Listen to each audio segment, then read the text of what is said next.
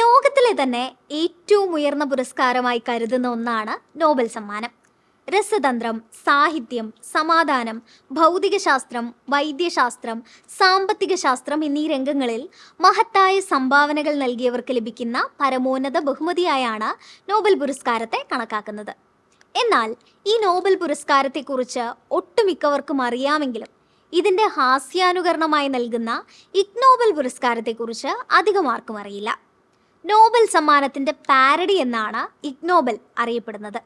ആദ്യം ചിരിപ്പിക്കുകയും പിന്നീട് ചിന്തിപ്പിക്കുകയും ചെയ്യുന്ന കണ്ടെത്തലുകൾക്കാണ് ഇഗ് നോബൽ സമ്മാനിക്കുക. ശാസ്ത്ര ഹാസ്യമാസികയായ അന്നൽസ് ഓഫ് ഇംപ്രോബബിൾ റിസർച്ചിൻ്റെ എഡിറ്റർ മാർക്ക് എബ്രഹാംസ് 1991 ഈ പുരസ്കാര വിതരണം ആരംഭിച്ചത്.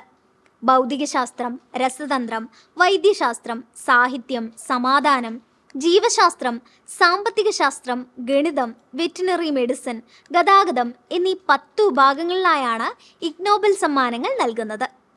ഓരോ വിഭാഗത്തിനും ഒന്നോ അതിലധികമോ വിജയികളുണ്ടാകാം.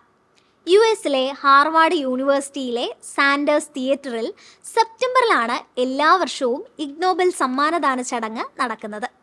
യഥാർത്ഥ നോബൽ സമ്മാന ജേതാക്കളാണ് ഇവർക്ക് സമ്മാനം നൽകുക.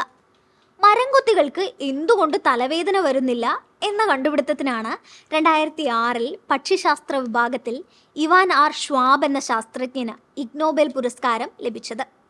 ഇതുകൂടാതെ പഴത്തുലിയുടെ ഘർഷണ ഗുണങ്ങൾ, റോളർ കോസ്റ്റർ റൈഡുകളിൽ മൂക്കിൽ നിന്നുള്ള രക്തസ്രാവം തടയുന്നതിനും ചികിത്സിക്കുന്നതിനുമുള്ള വിവിധ രീതികളുടെ ഫലപ്രാപ്തി, ആത്മഹത്യാ നിരക്കിൽ രാജ്യത്തെ സംഗീതത്തിൻ്റെ സ്വാധീനം തുടങ്ങി കൗതുകകരവും വ്യത്യസ്തവുമായ വിവിധ വിഷയങ്ങളിൽ റിസർച്ച് നടത്തിയിട്ടുള്ളവർക്കും ഇഗ് നോബൽ പുരസ്കാരം ലഭിച്ചിട്ടുണ്ട്. അതേസമയം ഇഗ് നോബൽ പുരസ്കാരം കിട്ടിയവരെല്ലാം ഇത്തരം വിഷയങ്ങൾ കൈകാര്യം ചെയ്യുന്നവരല്ല. ഇഗ് നോബലും നോബൽ പുരസ്കാരവും ഒരുമിച്ച് കിട്ടിയ ഒരു ശാസ്ത്രജ്ഞനുമുണ്ട്. ആന്ദ്രേ ഗീമാണ് ഇത്തരത്തിൽ 2 പുരസ്കാരവും ലഭിച്ച ഏക വ്യക്തി. തവളയെ കാന്തിക ശക്തി ഉപയോഗിച്ച് വായുവിൽ ഉയർത്തിയതിനാണ് ഗീമിന് 2000 ഇഗ് നോബൽ ലഭിച്ചത്. ഗ്രാഫീനിൻ്റെ ഇലക്ട്രോ മാഗ്നറ്റിക് സവിശേഷതകൾ കണ്ടെത്തിയതിന് 2010 അദ്ദേഹത്തിന് ഫിസിക്സ് നോബൽ പുരസ്കാരവും ലഭിച്ചു. 2 ഇന്ത്യൻ പ്രധാനമന്ത്രിമാർക്കും ഇഗ് നോബൽ പുരസ്കാരം ലഭിച്ചിട്ടുണ്ട്. 1998 സമാധാനത്തിനുള്ള ഇഗ് നോബൽ സമ്മാനത്തിന് അർഹരായത് അന്നത്തെ ഇന്ത്യൻ പ്രധാനമന്ത്രി വാജ്പേയിയും പാക് പ്രധാനമന്ത്രിയായ നവാസ് ഷെരീഫുമായിരുന്നു. സമാധാനപരമായി അണുബോംബ് വിസ്ഫോടനം നടത്തിയതിനായിരുന്നു ഈ പുരസ്കാരം. 2020 പ്രധാനമന്ത്രി നരേന്ദ്രമോദിക്കും ഈ പുരസ്കാരം കിട്ടി.